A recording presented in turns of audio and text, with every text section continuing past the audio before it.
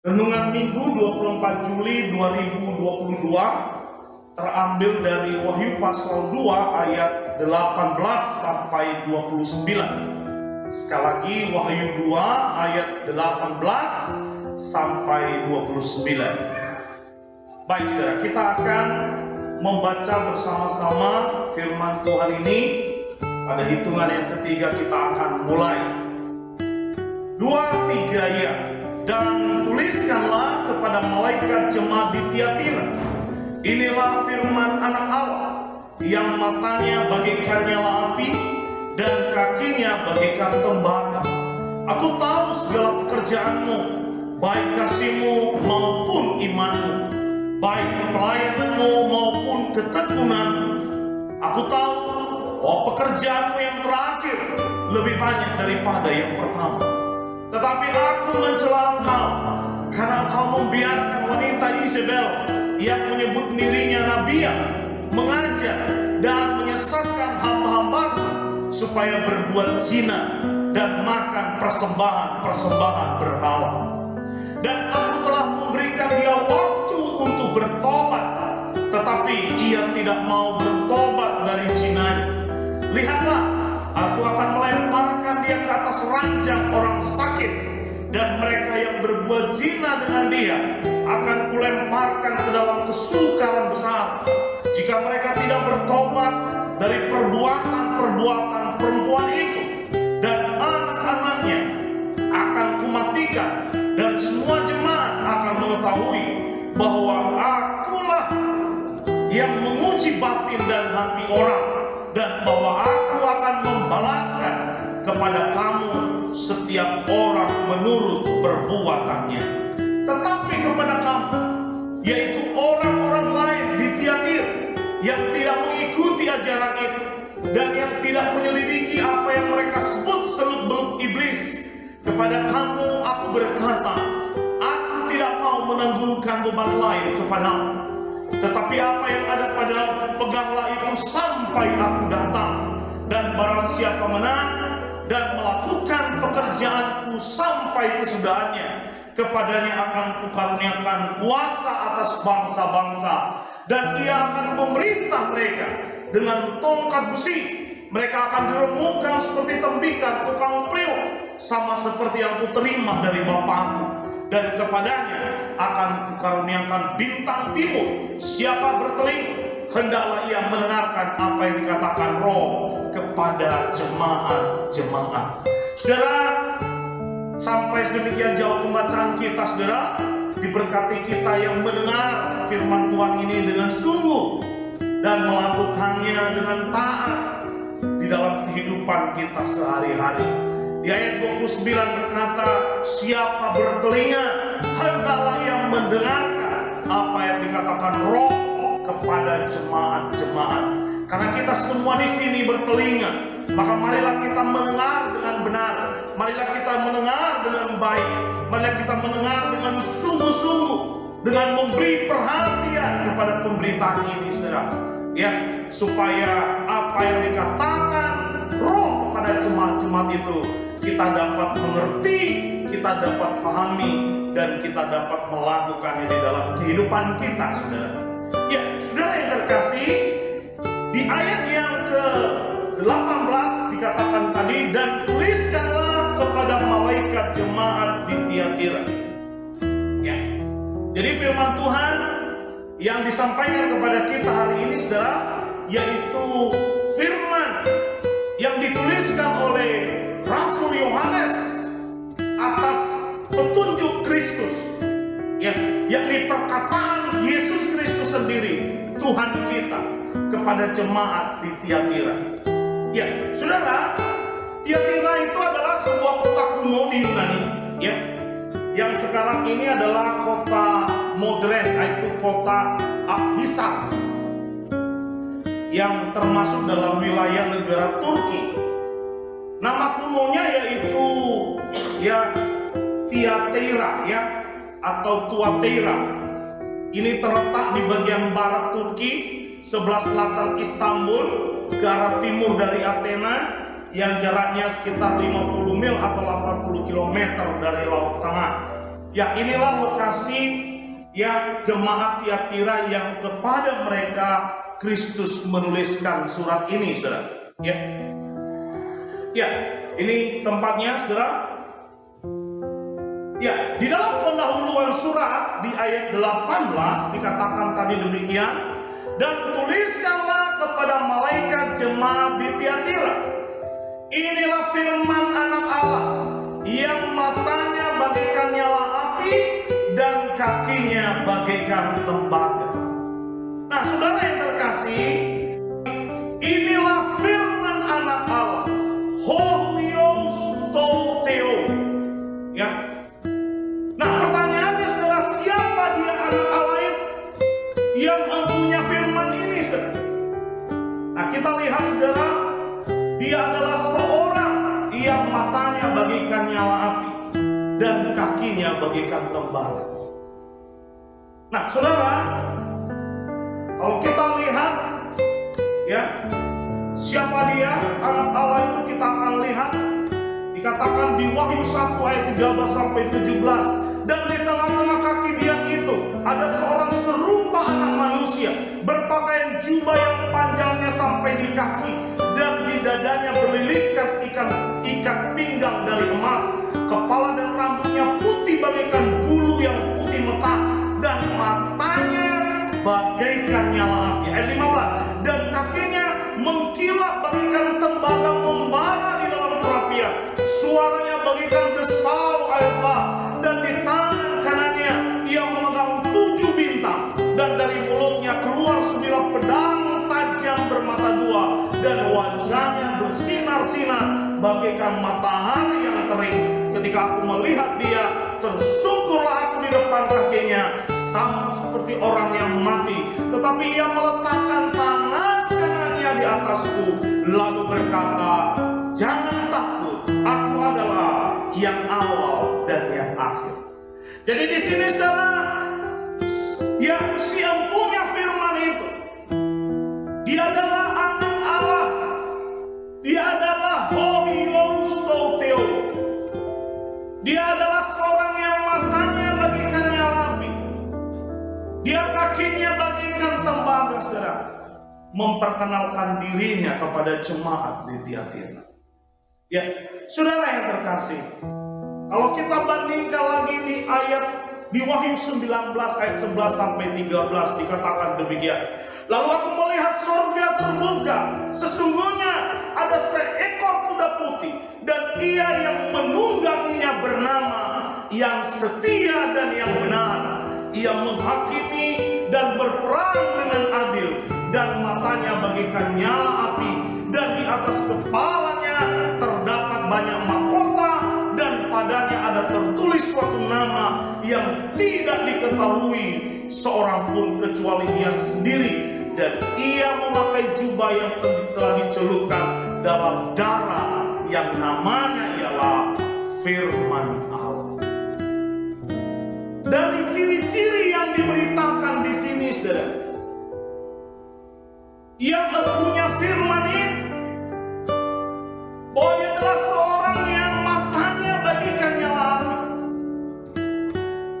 Kalau dia adalah seorang yang matanya bagaikan nyala api, maka dari Wahyu pasal 19 ayat 11 sampai 13 ini, maka dari sana kita mengenalinya. Siapa dia? Ia adalah firman Allah. Bahwa firman itu adalah Tuhan itu sendiri. Sekali lagi, bahwa firman itu adalah Tuhan itu sendiri. Holyos Theo. Yohanes 1 ayat dan 14, pada mulanya adalah firman. Firman itu bersama-sama dengan Allah, dan firman itu adalah Allah. Ayat 14 yang berkata apa? Firman itu telah menjadi manusia dan diam di antara kita, dan kita telah melihat kemuliaannya, yaitu kemuliaan yang diberikan kepadanya sebagai anak tunggal Bapa, penuh kasih karunia dan kebenaran. Pertanyaannya, siapakah Theos and Hologos? Siapakah dia Theos and Hologos? di mana firman itu telah menjadi manusia. Siapa firman yang telah menjadi manusia, saudara? Dia adalah Kristus. Jadi firman yang dituliskan oleh Yohanes kepada jemaat di Tiatira, yaitu firman anak Elohim, ya, Hohuios Tauteo, ya, firman dari yang awal dan yang akhir, firman yang setia dan benar. Dia adalah Yesus Kristus. Nah, saudara yang terkasih, kembali dalam pendahuluan surat kita akan lihat, dikatakan di situ, dan tuliskanlah kepada malaikat jemaat di Tiatira, inilah firman anak Allah yang matanya bagaikan nyala api dan kakinya bagaikan tembaga. Di sini saudara, Kristus memperkenalkan dirinya sebagai anak Allah. Hohuios Tauteo, ya, anak Elohim, ya, yang matanya bagaikan nyala api dan kakinya bagaikan tembaga. Kalau kita bandingkan saudara dengan jemaat yang 3 yang sudah kita pelajari di minggu-minggu yang lalu, saudara, cara Kristus memperkenalkan dirinya sangat unik dan bervariasi. Dan hal itu saudara, di dalamnya memperkenalkan dirinya selalu identik dengan apa yang menjadi persoalan dari jemaat tersebut. Jadi kalau di sini saudara, Kristus memperkenalkan dirinya sebagai anak Allah. Ia memperkenalkan dirinya sebagai seseorang yang matanya bagaikan nyala api, sebagai seseorang yang kakinya bagaikan tembaga. Tentu ada maksud. Dan ini akan kita lihat apa yang menjadi maksud Kristus, apa yang menjadi tujuan Kristus, mengapa dia memperkenalkan dirinya demikian, saudara. Nah, yang pertama, saudara, di mana dia memperkenalkan dirinya sebagai, ya, Hohuios Tauteo, yaitu anak Allah. Di sini menunjukkan bahwa dia memiliki otoritas. Otoritas sebagai apa? Otoritas sebagai Tuhan. Otoritas sebagai pemilik, penguasa semesta. Saudara, Yesus adalah Tuhan. Dasar apa kita berkata Yesus Tuhan, saudara? Yesus berkata, kepadaku telah diberikan segala kuasa, baik di bumi maupun di surga. Kalau segala kuasa sudah diberikan kepada dia, kepada Yesus Kristus, yaitu baik kuasa di surga maupun kuasa di bumi, pertanyaannya, dia siapa? Siapa manusia yang kepadanya diberikan kuasa di bumi dan di surga? Tidak ada selain daripada Yesus. Jadi Yesus adalah pemegang kuasa. Kita menyebut dia Tuhan karena dia adalah penguasa alam semesta. Dia berkuasa atas langit dan bumi. Itu makanya jangan heran saudara, ketika terjadi angin ribut, Yesus menghardiknya dan berkata, diam, tenanglah. Kenapa? Karena Yesus adalah Tuhan, karena Yesus adalah penguasa. Dan kenapa kita percaya bahwa Yesus Kristus adalah Allah? Kenapa, saudara? Ya, nah tadi saya menjelaskan kepada kita mengapa Yesus disebut Tuhan. Tapi sekarang pertanyaannya, mengapa Yesus disebut adalah Allah? Coba kita baca di sini. Kita baca 2-3 ya. Pada mulanya adalah firman, firman itu bersama-sama dengan Allah, dan firman itu adalah Allah. Firman itu telah menjadi manusia dan diam di antara kita, dan kita telah melihat kemuliaannya, yaitu kemuliaan yang diberikan kepadanya sebagai anak tunggal Bapa, penuh kasih karunia dan kebenaran. Ayat ini memberitahukan kita alasan mengapa Yesus kita yakini, kita percaya bahwa dia adalah Allah. Dari mana, saudara? Pada mulanya adalah firman. Ketika langit dan bumi diciptakan, apa yang menciptakan langit dan bumi? Firman. Ya. Di Di sana kita membaca dalam Kejadian pasal 1, berfirmanlah Tuhan, berfirmanlah Tuhan, Wayomer Elohim, Wayomer Elohim, Wayomer Elohim. Apa yang dia katakan jadi. Berfirman lagi. Nah, kalau firman itu dari awalnya bersama-sama dengan Allah, dan di mana firman itu adalah Allah, berarti Yesus siapa? Kalau firman itu menjadi manusia dalam diri Yesus Kristus, berarti Yesus siapa? Allah. Ya. Jadi di sini kita melihat, saudara, apa yang Yesus cara memperkenalkan dirinya. Dia memperkenalkan dirinya sebagai Tuhan dan sekaligus sebagai Allah. Nah, saudara, selain memperkenalkan dirinya sebagai anak Allah, dia juga yang mempunyai firman ini memperkenalkan dirinya dengan apa? Seorang yang matanya bagaikan nyala api. Pertanyaannya, kenapa dia memperkenalkan dirinya sebagai seorang yang matanya bagaikan nyala api, saudara? Nah, ini menunjukkan bahwa dia maha tahu. Tuhan tahu apapun itu. Sungguh tidak ada yang tersembunyi di hadapannya. Matanya melihat segala sesuatu, terbuka. Dia tahu segala sesuatu. Jadi kepada jemaat di Tiatira, Tuhan mau katakan, saudara, bahwa aku tahu segala sesuatunya tentang hidupmu. Tidak ada yang tersembunyi di mata. Matanya melihat terang jelas bagaimana kehidupan umatnya. Ya, jadi dia adalah seorang yang maha tahu. Dan berikutnya, saudara, kakinya bagaikan tembaga. Dia memperkenalkan dirinya dengan kakinya bagaikan tembaga. Apa maksudnya, saudara? Bahwa kakinya adalah untuk menginjak-injak musuhnya. Dan ini juga berbicara tentang penghukuman dan penghakiman. Kepada jemaat di Tiatira, Tuhan mau mengatakan penghukuman, Tuhan mau mengatakan penghakiman kepada mereka. Ya, coba kita bandingkan dengan ini, saudara. Yesaya 63 ayat 3b, kita baca 2-3 ya.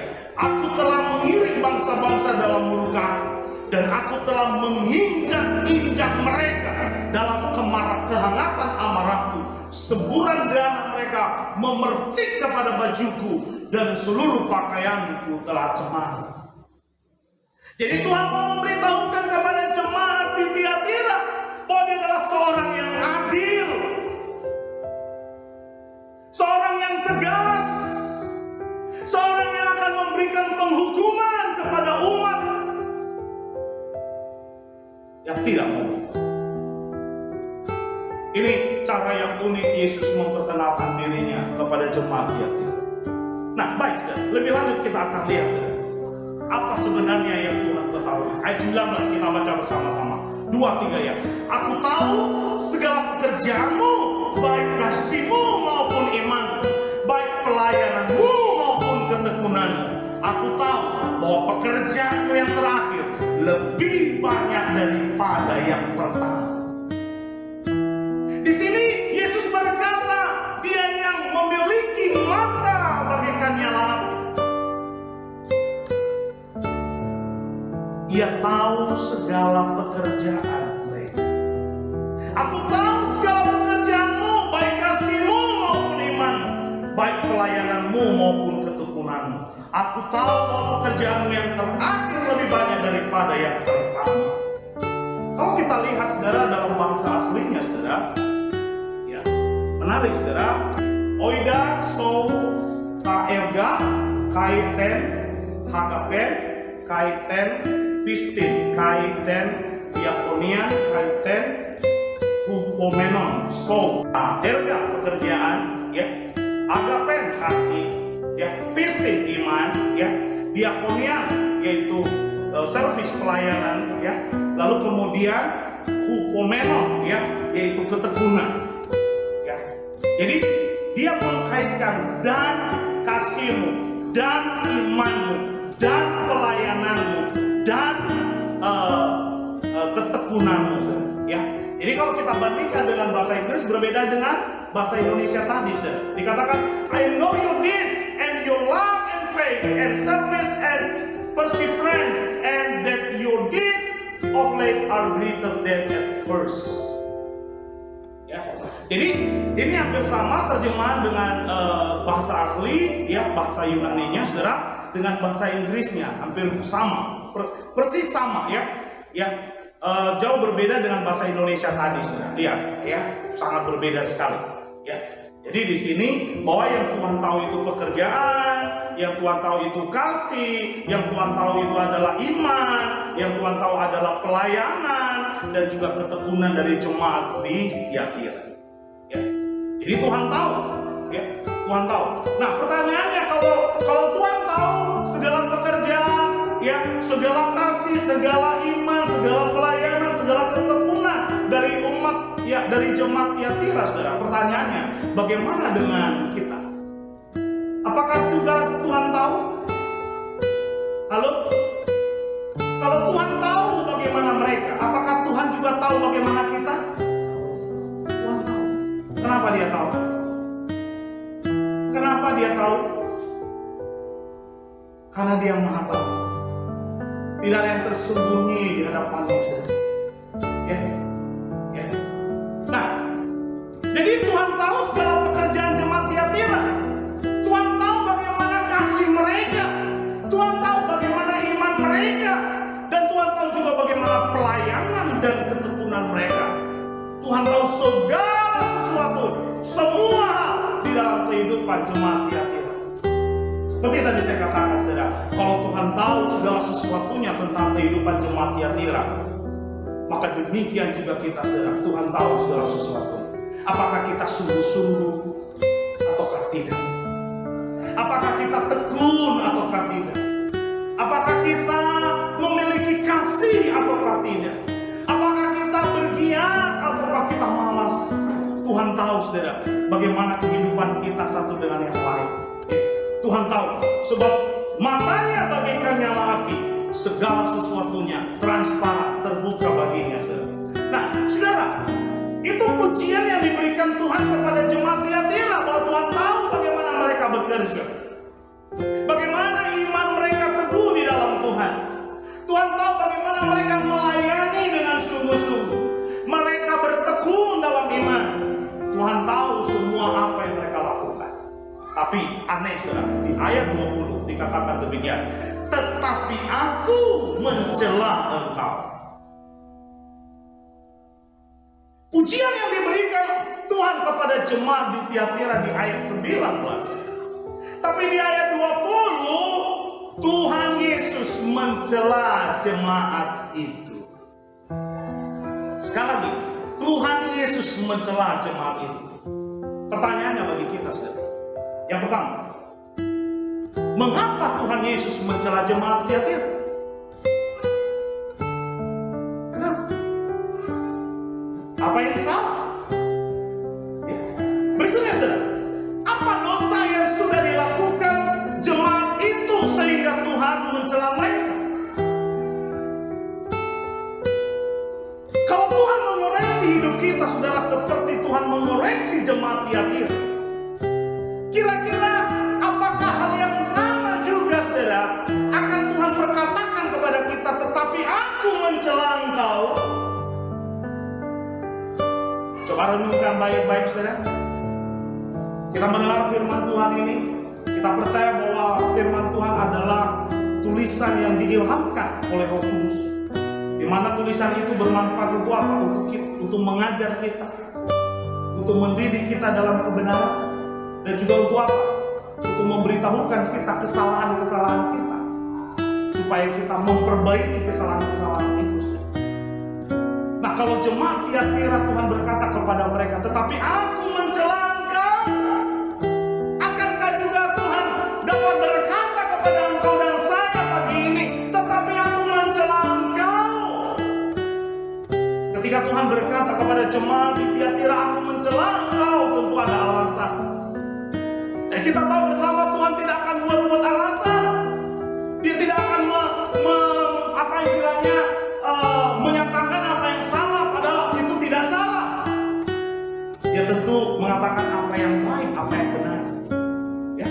Nah, pertanyaannya, apa dan mengapa, saudara? Kenapa Tuhan mencela jemaat Tiatira, saudara? Nah, ini akan menjadi perenungan bagi kita pagi ini, saudara. Ya, mari kita lihat, saudara, alasan mengapa Tuhan mencela mereka. Yang pertama, saudara, jemaat Tiatira itu berkompromi dengan kesesatan.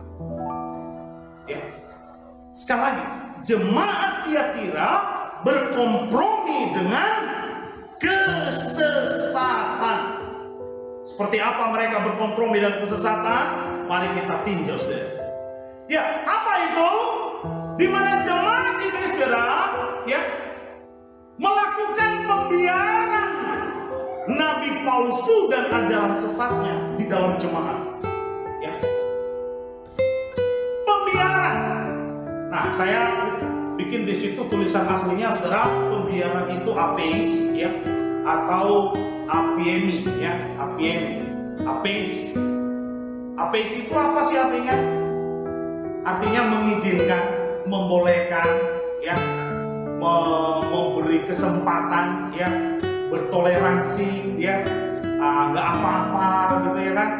Ya, jadi jemaat di Tiatira, ya, membiarkan nabi palsu, ya, mengajarkan ajaran sesat. Nah, ini kita akan lihat, sudah. Ayat 20 kita baca 2-3 ya. Tetapi aku mencela engkau karena engkau membiarkan wanita Izebel yang menyebut dirinya nabiya mengajar dan menyesatkan hamba-hambaku supaya berbuat zina dan makan persembahan berhala. Jadi ini yang menjadi alasan mengapa Tuhan mencela mereka. Kenapa? Yaitu karena mereka membiarkan wanita Izebel yang menyebut dirinya nabiya mengajar dan menyesatkan mereka. Sehingga akibat dari ajaran dari nabi palsu ini, ya, mereka berbuat zina dan makan persembahan berhala. Ya. Nah, saudara, di gereja juga saat ini tumbuh berkembang roh Izebel, termasuk di gereja-gereja kita juga. Ini banyak roh Izebel ini. Seperti apa nanti, ya, kita akan lihat bersama, ya. Nah, saudara, Izebel di dalam jemaat Tiatira, ya, yang kita bisa lihat di pasal 2 ayat 20 itu, saudara, ya. Pertanyaannya, siapa sebenarnya wanita Izebel itu? Siapa sih wanita Izebel itu? Ya. Ayat 20, tetapi aku mencela engkau karena engkau membiarkan wanita Izebel yang menyebut dirinya nabi yang mengajar dan menyesatkan hamba-hambaku supaya berbuat zina dan makan persembahan berhala. Wanita Izebel berdasarkan ayat ini, saudara, adalah seorang yang menyebut dirinya nabiya, nabi perempuan. Ya, seorang yang mengaku bahwa dia adalah nabi. Ya, kita tahu bersama nabi adalah seorang yang menerima firman dari Tuhan dan disampaikan kepada umat Tuhan. Itulah nabi. Sekali lagi, nabi adalah seorang yang menerima firman Tuhan, bukan melalui seseorang, tetapi dia mendengar langsung dari Tuhan, lalu kemudian disampaikan kepada umat. Itulah nabi. Nah, Izebel ini menyebut dirinya adalah seorang yang sudah menerima firman dari Tuhan, lalu kemudian dia menyampaikannya, mengajarkannya kepada jemaat.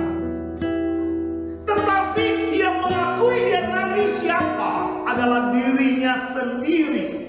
Sekali lagi, menyebut dirinya, berarti pengakuan siapa?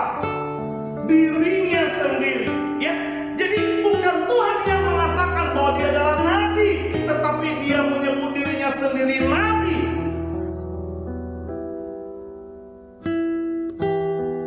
Kalau kita melihat cerita kisah bagaimana orang-orang dipanggil menjadi nabi dalam Alkitab, jelas, saudara, Tuhan memanggil mereka dan Tuhan menyebut mereka bahwa engkau adalah nabi.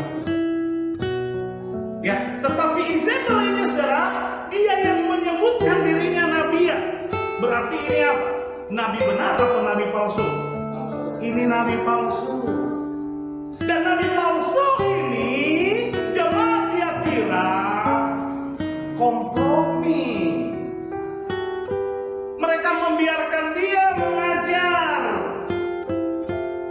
Dan karena dia adalah nabi palsu, menurut pengakuan dirinya sendiri dia adalah nabi, tentu apa yang diajarkannya, apa yang disampaikannya bukanlah firman Tuhan, tetapi sesuatu yang menyimpang dari firman Tuhan. Itu sebabnya dia adalah seorang yang menyesatkan umat di jemaat Tiatira. Saudara, siapakah Izebel ini? Siapa dia, saudara? Ya, nama Izebel, saudara, pertama kali itu muncul di Perjanjian Lama. Ya, dia adalah istri Raja Ahab. Ya, Raja Ahab, Raja Israel. Ya, bukan keturunan Daud, ya bukan, tetapi Raja Israel. Ya, jadi Izebel ini adalah anak dari Raja Sidon yang bernama Etbaal, ya, seorang penyembah berhala. Jadi Raja Ahab memperistri Izebel, ya, anak seorang raja penyembah berhala. Ya. Nah, saudara, mari kita lihat ya. 1 Raja-Raja 16 ayat 31. Kita baca 2-3 ya. Seakan-akan belum cukup ia hidup dalam dosa-dosa Yerobeam bin Nebat, maka ia mengambil pula Izebel anak Etbaal, orang raja orang Sidon, menjadi istrinya, sehingga ia pergi beribadah kepada Baal dan sujud menyembah kepadanya. Perhatikan saudara, maka ia mengambil pula Izebel. Ia di sana siapa? Ahab. Ahab. Dari mana kita tahu? 1 Raja-Raja 21 ayat 25 sampai 26. Kita baca. Sesungguhnya tidak pernah ada orang seperti Ahab yang memperbudak dirinya dengan melakukan apa yang jahat di mata Tuhan, karena ia telah dibujuk oleh Izebel istrinya. Bahkan ia telah berlaku sangat keji dengan mengikuti berhala-berhala, tepat seperti yang dilakukan oleh orang Amori yang telah dihalau Tuhan dari depan orang Israel. Jadi informasi dari Perjanjian Lama ini, saudara, ya, sedikit atau banyak memberikan gambaran kepada kita tentang siapa Izebel. Oh, Izebel itu adalah seorang penyembah berhala. Ya. Namun, saudara, kalau kita melihat, saudara, bahwa Izebel ini, ya, sebagai seorang ratu, sebagai seorang permaisuri, ya, maka di bawah pengaruhnya, ya, penyembah berhala pada zaman Raja Ahab, Raja Israel, penyembah berhala itu berkembang pesat dan menyeret banyak orang Israel ke dalam penyembahan berhala. Saudara tentu pernah ingat kisah bagaimana Elia membunuh 450 nabi Baal. Dan itu adalah nabi-nabi yang diangkat oleh Izebel. Ya. Jadi pada waktu itu sungguh, saudara, bahwa Israel disesatkan. Israel dibawa, diseret kepada penyembahan berhala, sehingga membuat orang-orang Israel semakin jauh dan hidup dalam dosa dan kejahatan di hadapan Tuhan. Dan ini yang Tuhan tekankan kepada jemaat di Tiatira. Jadi jemaat Tiatira yang adalah gereja jemaat yang penuh dengan nabi-nabi palsu. Ya, nabi-nabi palsu yang mengajarkan kesesatan dan mereka berkompromi dengan itu. Ya, mereka membiarkannya, mereka memberi dia kesempatan. Mereka meskipun tahu bahwa itu sesat, bahwa itu menyimpang, bahwa itu tidak sesuai dengan kebenaran firman, tetapi jemaat Tiatira tidak berkeberatan. Bahkan mereka memberi kesempatan kepada Izebel, ya, untuk apa? Untuk mengajar, ya, pengajaran sesat di jemaat. Kembali ke ayat 20. Tetapi aku mencelakakan karena engkau membiarkan wanita Izebel yang menyebut dirinya nabi, yang mengajar dan menyesatkan hamba-hambaku supaya berbuat zina dan makan persembahan berhala. Jadi sama seperti Izebel, istri Raja Ahab, ya, menyeret orang-orang Israel kepada penyembahan berhala. Demikian juga ajaran sesat yang diajarkan oleh Isabel di jemaat Tiatira menyeret jemaat itu sehingga mereka hidup dalam perzinahan dan penyembahan berhala. Bagaimana dengan gereja kita? Bagaimana dengan gereja kita? Apakah hal ini terjadi? Saya mau katakan hampir semua gereja di Nias ini ada yang begini. Ada yang begini. Terbukti dari aku. Saya mau tunjukkan kepada kita sesuatu hal, saudara. Mari kita lihat dulu di Alkitab kita di Wahyu pasal 2. Saya tidak tampilkan di sini. Wahyu pasal 2 ayat 24.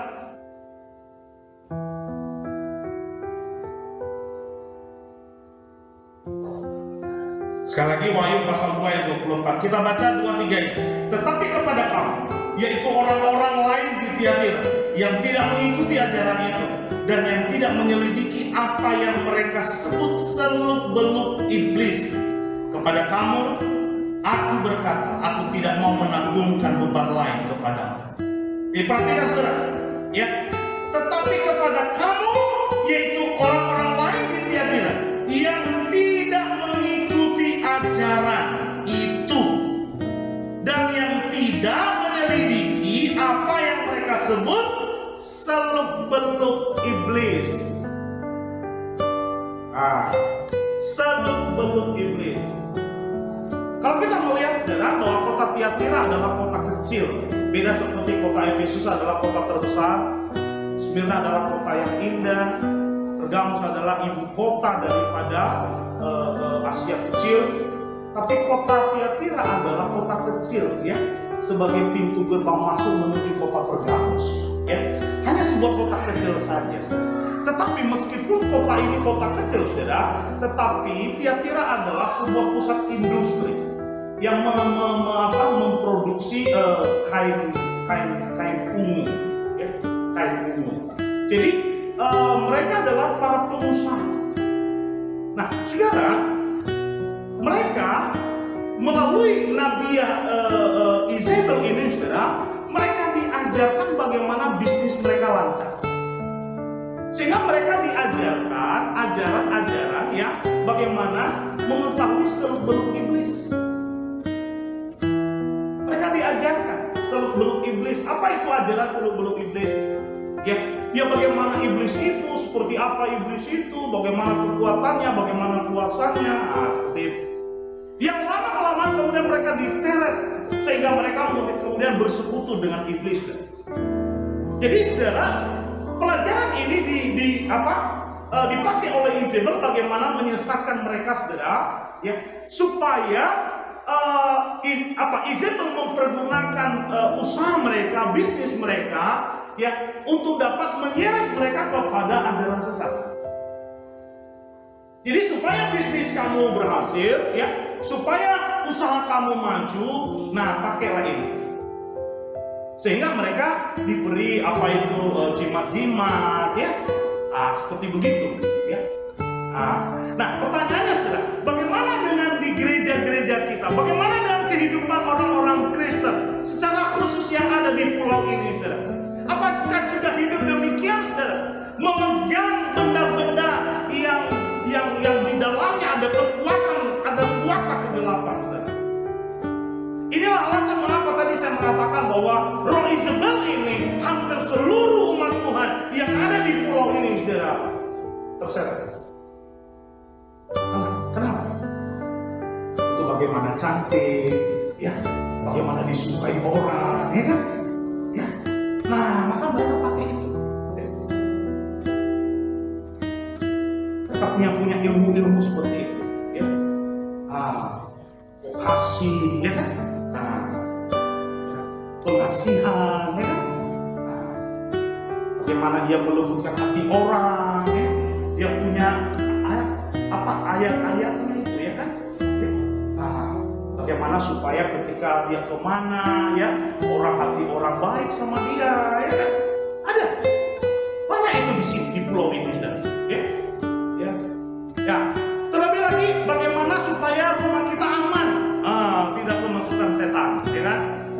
coba saya kasih contoh kepada kita, saudara, apa yang dilakukan oleh Isabel kepada jemaat di Tiatira, menyeret mereka kepada penyembahan berhala melalui bisnis mereka, saudara.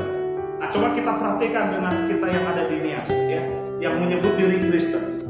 Coba lihat di toko-toko yang ada nanti patung kecil warna kuning, ya, lalu kemudian tangannya begini-begini.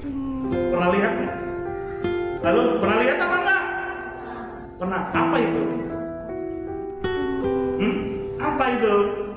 Ya, itu tidak hanya sebuah benda begitu, saudara. Itu kuasa iblis. Ayo datang, ayo ke sini, beli. Dan itu banyak dipakai oleh orang-orang Kristen.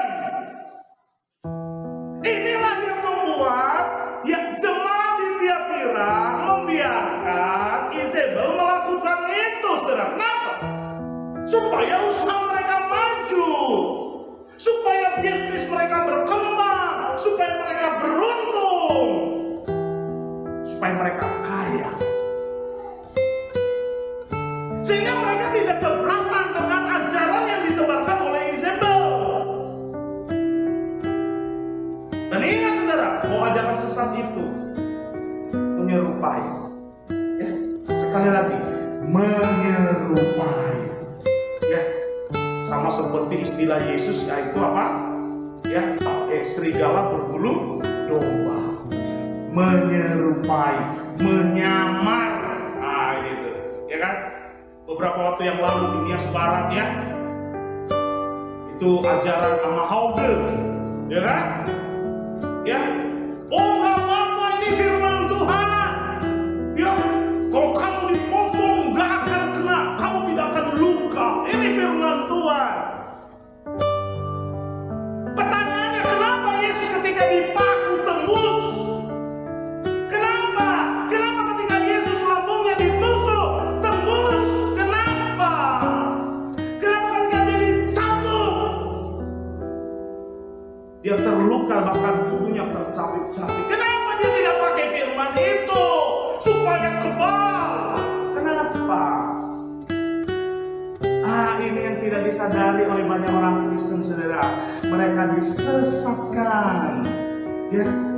Dengarkan baik-baik. Kalau di rumahmu ada, kasih tahu orang tua, Pak, itu dibuang. Itu dibuang, Pak. Gak berguna itu bukan Tuhan, itu bukan firman Tuhan, itu firman setan, itu persekutuan dengan setan. Jadi inilah yang diberikan oleh Isabel kepada jemaat Tiatira, sehingga mereka disesatkan. Di sebuah hotel yang dulu kita pernah membuat ibadah di sana, saudara, pemiliknya adalah seorang satuannya Keriso. Tapi di pojok-pojoknya penuh dengan botol aqua yang sudah diisi air, namanya air kudus, katanya. Saya tanya, untuk apa itu, Pak? Supaya adem, supaya sejuk, supaya nyaman, supaya banyak tamu suka di sini, nyaman di sini. Ya kan? Yang seharusnya dia hanya 1 hari, akhirnya karena nyaman, ya, dia akhirnya menjadi nginap berapa? 3 hari, 5 hari, 1 minggu. Nyaman dia di sini, Pak. Bapak dapat dari mana? Dari pastor. Ya. Apakah firman Tuhan bilang begitu, saudara? Supaya nyaman orang-orang di hotelmu, kasihlah begini. Adakah firman Tuhan berkata begitu? Tidak ada. Cermati baik-baik, ya. Jangan mau disesati, ya. Jangan mau disesati. Saya pernah lihat beberapa orang anak perempuan yang jadi jemaat di sini. Ya, itu dikasih susuk sama bapaknya supaya tampak cantik, ya. Dikasih susuk di wajahnya. Ya. Saudara, ini praktek kegelapan. Kita menyebut diri Kristen, ya. Tapi punya ilmu ini. itu adalah seorang wanita di zaman perjanjian lama, lebih kurang 2000 tahun yang lalu, saudara, bahkan lebih 2000 tahun yang lalu. Tapi roh itu masih ada di dalam gereja sampai hari ini. Itu sebabnya engkau dan saya yang mengerti ajaran yang benar, kita harus menolak ajaran itu, saudara. Kita jangan berkompromi dengan ajaran itu. Kita jangan mau disesatkan dengan ajaran itu, saudara. Kita harus melakukan perlawanan. Jangan seperti jemaat Tiatira yang membiarkan Isabel menyebar ajaran-ajaran tentang penyesatan itu. Ya, itu dosa yang dilakukan oleh jemaat di Tiatira sehingga Tuhan mencela mereka, saudara. Ya, karena pengaruh dari Isabel itu sehingga mereka hidup dalam perzinahan rohani dan penyembahan berhala. Yang kedua, saudara, apa yang menjadi alasan mengapa Tuhan mencela mereka jemaat Tiatira? Bukan hanya jemaat Tiatira yang berkompromi dengan kesesatan, tetapi juga jemaat Tiatira bergeming dalam dosa. Apa artinya bergeming, saudara? Bergeming artinya tidak bergerak dari, diam saja, ya kan? Jadi jemaat Tiatira yang tidak bergerak keluar dari dosa, tidak. Mereka diam saja tinggal di dalam dosa itu. Mereka hidup dalam dosa itu, saudara. Nah, mari kita lihat apa yang dikatakan Tuhan. Ya, ayat 21 sampai 23. Kita baca 2-3 ya. Dan aku telah memberikan dia waktu untuk bertobat, tetapi dia tidak mau bertobat dari zina. Lihat, aku akan melemparkan dia ke atas ranjang orang sakit, dan mereka yang berbuat zina dengan dia akan kulemparkan ke dalam kesukaran besar, jika mereka tidak bertobat dari perbuatan-perbuatan perempuan itu, dan anak-anaknya akan kumatikan, dan semua jemaat akan mengetahui bahwa akulah yang menguji batin dan hati orang, dan bahwa aku akan membalaskan kepada kamu setiap orang menurut perbuatannya. Jadi meskipun Tuhan telah mengingatkan mereka, meskipun Tuhan sudah memberikan mereka waktu untuk bertobat, tetapi jemaat Tiatira tetap bergeming dalam dosa. Mereka tidak mau bertobat, saudara. Mereka tidak mau bertobat. Tidak mau bertobat. Apakah jemaat Tiatira ini juga sama seperti kita, saudara? Yang juga tidak mau bertobat, meskipun kita sudah diingatkan terus-menerus, meskipun kita sudah ditegur terus-menerus, tapi kita tetap tidak mau bertobat. Ketika Tuhan memberikan kita waktu untuk bertobat, saudara, mari kita pergunakan waktu itu. Jangan kita mengeraskan hati. Jangan, ketika dia memberikan kita waktu, itu artinya Tuhan masih mengasihi kita, saudara. Oleh karena itu kita jangan lagi bebal, degil, fasik, lalim di hadapan Tuhan. Ya, ini jemaat di Tiatira seperti itu. Ya, beberapa waktu yang lalu ada seseorang nelpon saya, lalu minta saya untuk mendoakan dia. Saya kaget dengan apa yang pokok doa yang disampaikan itu. Dan jujur sampai hari ini saya tidak mau doakan itu. Ya kan? Kenapa saya tidak mau doakan? Karena ini masalah dosa. Sekarang akibat dosa itu, minta saya untuk mendoakan. Baru dia mikir ketika sudah terjadi. Dan dia tidak mau pikir sebelum itu terjadi. Tapi orang ini, Pak, tolong dulu Pak, doakan begini-begini Pak. Ya, saya bilang, kenapa nggak dari awal? Kamu pikir dulu sebelum kamu lakukan. Pak, sekarang kamu repot. Ini saudara, ketika Tuhan memberikan kita waktu, mari kita bertobat, amin. Jangan nanti sudah terjadi baru nyesel, ya, jangan. Ingat, Tuhan mau kita bertobat. Kasih tahu kiri dan kanan, Tuhan mau kau bertobat kawan. Ya. Tuhan mau kita bertobat karena Tuhan mengasihi kita, karena Tuhan tidak menginginkan kebinasaan kita. Tapi kalau pada akhirnya kita tidak mau bertobat, maka itu adalah pilihan kita, bukan pilihan Tuhan. Karena yang Tuhan mau kita bertobat. Ya firman Tuhan ini. Kisah Rasul 3 ayat 19-20 berkata demikian. Karena itu sadarlah dan bertobatlah supaya dosa-dosamu dihapuskan, agar Tuhan mendatangkan waktu kelegaan dan mengutus Yesus yang dari semula diuntukkan bagimu sebagai Kristus. Jadi mari kita sadar, mari kita bertobat. Jangan seperti jemaat di Tiatira, ya. Meskipun sudah diingatkan, sudah dikasih waktu, tapi tetap juga tidak mau bertobat, maunya bergeming dalam dosa. Dosa itu enak, tapi saya mau katakan hanya sekejap enaknya. Tapi risiko akibat derita yang ditimbulkan akibat dosa itu kekal. Hanya hitung jam kamu melakukan dosa. Tapi hukuman akibat dosa yang kamu lakukan itu, saudara, itu kekal selama-lamanya. Jadi kita pikir baik-baik, ketimbang hanya mementingkan keinginan kita yang sebentar saja, kepuasan kedagingan kita yang hanya sekejap saja. Kita pikirkan risikonya yang kekal. Jadi mari kita sadar, sehingga kita mau bertobat, saudara, karena Tuhan mau kita bertobat.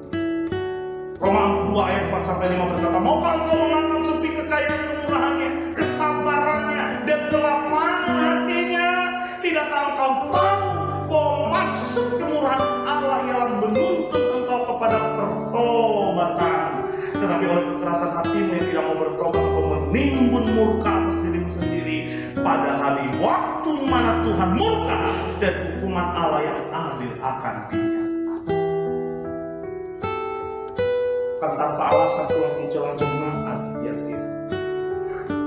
Meskipun Tuhan tahu bagaimana pekerjaan mereka, kasih mereka, iman mereka, pelayanan mereka, ketekunan mereka, tetapi ketika mereka masih bergeming dalam dosa, Tuhan dengan tegas katakan bertobat. Hari ini juga kita bertobat. Amin. Apa saja yang Tuhan tidak mau dalam hidup kita, mari kita bertobat segera sebelum habis waktu itu. Jemaat Tiatira adalah jemaat gereja yang tidak mau bertobat.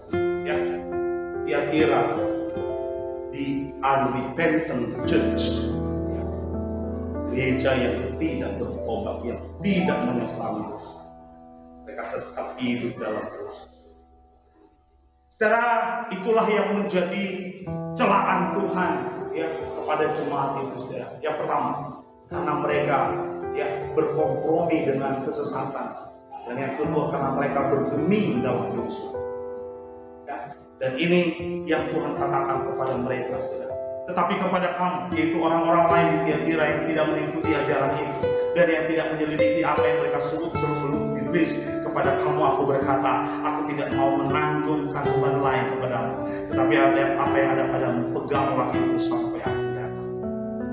Memang tidak semua jemaat Tiatira, saudara, tidak semua orang di jemaat Tiatira mengikuti ajaran ini, saudara. Ada juga yang masih memegang ajaran Kristus, saudara. Dan Tuhan katakan kepada mereka yang tidak mengikuti ajaran Kristus, saudara, bahwa Tuhan tidak mau menanggungkan beban lain kepada mereka, tetapi apa yang ada mereka, yaitu iman. Tuhan mau pegang itu sampai dia datang. Tuhan juga mau, saudara, iman kita. Yuk mari kita pegang sampai.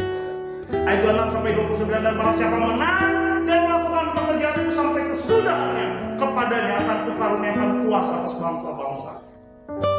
Dan ia akan memerintah mereka dari tongkat besi, mereka akan dirembukan seperti tembikar tukang periuk, sama seperti yang diterima dari Bapakku, dan kepadanya akan kukaruniakan bintang timur. Siapa bertelinga, saudara dia mendengarkan apa yang dikatakan Roh kepada jemaat-jemaat.